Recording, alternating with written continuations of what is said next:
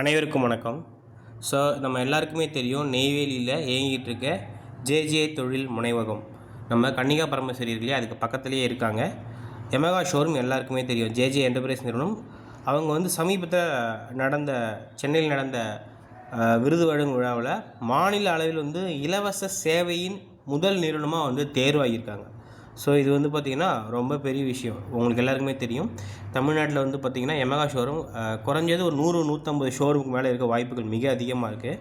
அங்கே பார்த்திங்கன்னா சென்னையில் நடைபெற்ற வாகன வியாபாரிகள் கூட்டத்தில் பார்த்திங்கன்னா விருது கொடுத்து பாராட்டிருக்காங்க. அதாவது சேவைகள், அதாவது இப்போ நீங்கள் ஒரு ஸ்பேரு இல்லை பைக்குக்கான சர்வீஸ், இந்த மாதிரி விஷயங்கள்லாம் பார்க்கும்போது பார்த்திங்கன்னா அது ரொம்ப சிறப்பாக செஞ்சு பார்த்திங்கன்னா அதுக்காக ஒரு விருது பெற்றிருக்காங்க.